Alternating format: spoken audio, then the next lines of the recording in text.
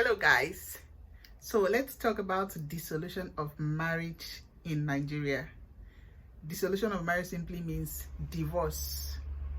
Let's just leave the grammar, the long grammar. Divorce under the Nigerian law. What are the grounds for divorce in Nigeria? So by virtue of section 15 subsection 1 of the Matrimonial Causes Act MCA, one of the principal statutes regulating marriage in Nigeria, there is only one ground for dissolution of marriage, and that ground is that the marriage has broken down irretrievably. The marriage has fallen down, jakata. There is nothing we can do again. And now, what are those facts that must exist for the court to conclude that this marriage has broken down irretrievably?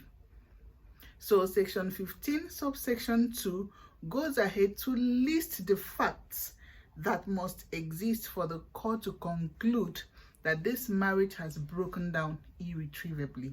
So those facts are what we are going to be talking about. They are very broad, so we are going to dissect them one after another now and in subsequent videos. Welcome to my channel. This is Law Talks and Gist. If you are seeing my face for the first time, thank you for tuning in. Please like, share, comment, and kindly turn on the notification bell so as to be notified each time I upload a new video. And if you're a returning subscriber, you know I love you. Now let's dive into the video. So the facts. What are those facts that must exist for the court to conclude that the marriage has broken down irretrievably? Number one, willful and persistent refusal to consummate the marriage. So the law says when one partner willfully and persistently refuses to consummate the marriage, that is enough ground for the other party to bring a petition for divorce before the court. Now, to determine what willful and persistent refusal is, of course, going by the word willful and persistent, you should understand what that means. That a mere neglect or a mere, oh, I am not in the mood today. First of all, you understand what consummation is. Yes, that thing that a man and a woman do when they get married. Yes, don't look at me like that. So whenever uncle wants to touch the wife will say, I am not in the mood. Tomorrow again, I am not in the mood. The next day again, I am not in the mood. And this thing is conscious. So first of all, we consider the word conscious. It must be a conscious act. Secondly, it must be a continuous thing, okay? That is followed by a request by the other partner every time you are not in the mood. And it continues like that and like that and like that. When you are not even sick, when there is nothing wrong with you. So the law says that this is a valid reason for the other party who is affected by this willful refusal to consummate the marriage to bring a petition before the court for divorce. This is enough ground for divorce.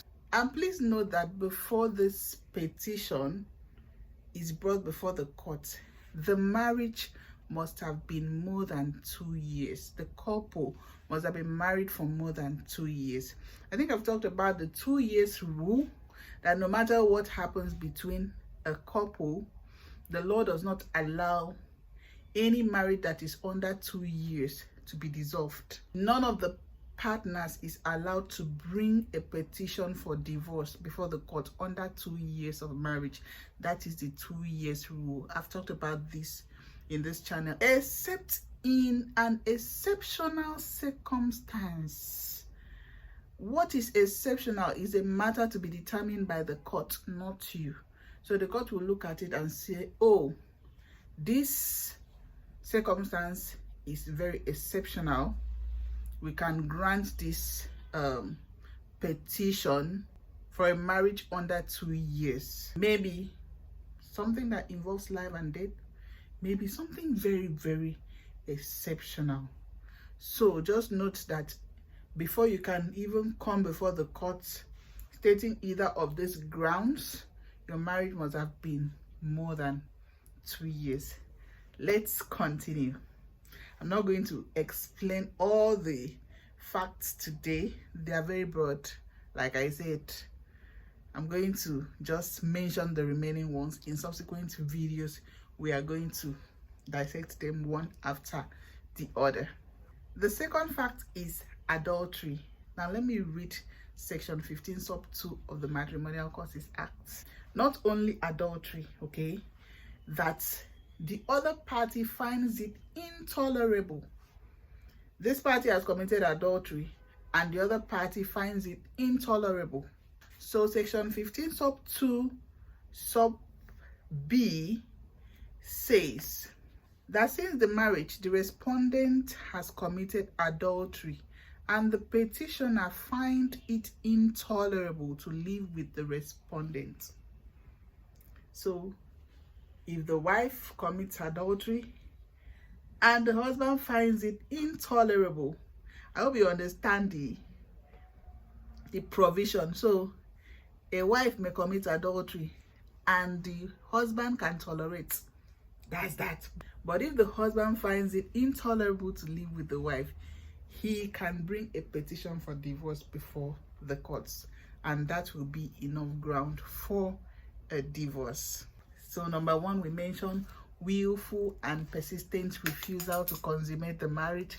And number 2, we mentioned adultery of which the other party, the partner, finds it intolerable to live with. Number 3, behavior by the respondent. Number 4, desertion. Number 5, living apart. And number 6, presumption of death. Like I said before, I won't be able to explain all these facts in one video. Subsequently, we will explain them one after another. Please, if you've not subscribed, what are you waiting for? Please do me the honor of subscribing to my channel. Thank you. I hope this video helps for now. Thank you so much for watching. See you in my next video.